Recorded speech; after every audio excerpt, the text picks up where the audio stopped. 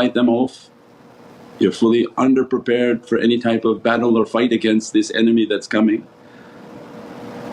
You have no way of saving them.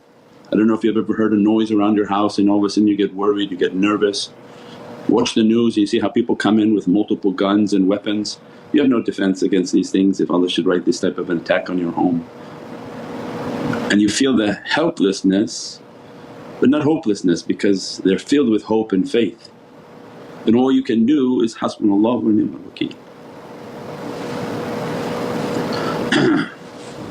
There's no defense. How will I save them? Because in these types of calamities generally men whom are men would think less about their death and more about what happens to the ones I'm to protect. How do I keep the honour of the women of the house, and how do I defend the weakless and the weak children of the house?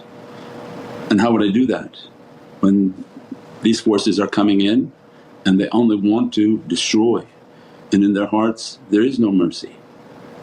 They displayed that fact in the way that they killed the family of the Prophet. So we think to ourselves that, what would I do?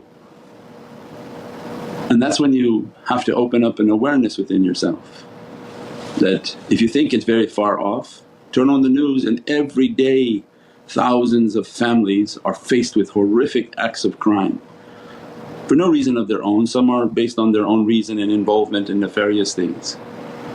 And we think to ourselves that if it comes and if it happens and a family is attacked, how will I defend the honour of the household, how will I protect the children? And you won't be able to. And all you can rely upon is Allah's rahmah and mercy. Ya Rabbi, grant everyone paradise. Grant us to be firm through this calamity and not to lose faith. And only for a glimpse of a second you can think like that and maybe meditate like that, it becomes too heavy and too hard.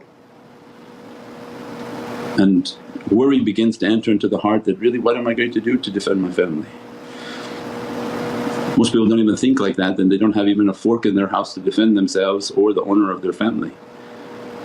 But watch the news and you see that this crime and these crimes are happening everywhere.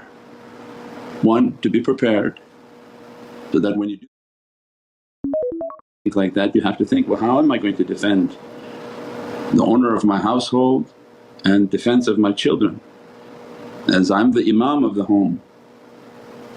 And when we think like that, and the sadness and the immensity of sadness of someone coming in and beginning slaughtering and killing and acts of violence that can't be understood, and then to keep their faith, and hasbunallahu wa ni'mal wakeel, for everything verily is in Allah's hands. There is no help and there is no power except in Allah.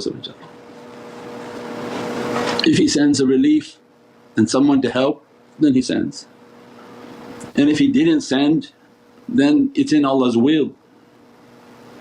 This for the believer to think how difficult that was. How difficult was that for Prophet to watch, because his nazar is upon everything. How difficult was that for the entire Holy Family to watch, the Holy Companions to watch. And they see nothing but difficulty from the nation towards their families. How difficult was that for Imam Husayn and all the family and all the ladies of the household, all the children of the household. How did they endure such a difficulty? Horrific, that one by one being slaughtered in fields while the other remaining living are watching, and that their slaughter is next and their slaughter is next. And if we look at it as a distance and forget it, it will be wasted. And if we look at it and bring it home, it becomes something familiar with us. Because cry for them, give food for them. Remember and beg Allah, don't test me like you tested them. I haven't the faith and I haven't the strength. And by remembering the sacrifice of others and the sacrifice of the Holy Family, that they didn't establish themselves as superhuman and untouchable, but the most beloved and most precious of Allah endured immense difficulty for the sake of faith. And this faith so strong that it would be an example unto the Day of Judgment. And that when we see this and when we witness this and when we talk to Allah within our heart for the safety of our home, Ya Rabbi, give me a strength. If I've angered you in anything, forgive me. If I've dishonoured you in any way or said anything against your oneness, anything against the faith, anything against Sayyidina Muhammad if I've done anything to anger you, that grant me your forgiveness, and that I'm a weak servant, Ya Rabbi. Send a mighty support to support me, my family, my children, my community against oppression and oppressors. That when we see these difficulties we acknowledge their sacrifice, because people want to know why you have to do these things. Some people are very cold-hearted, they know this is a happy day, why you have to be like that? Okay, well all of a sudden inshaAllah to your home a difficulty, and then you don't need to post it and ask everybody why we should cry about your death and the death of your family. It was something good, let's go out celebrate. But everybody's difficulty is very important for them, but difficulty towards Sayyidina Muhammad and his grandchildren like birds of paradise. They came to this dirty earth and they saw nothing but difficulty.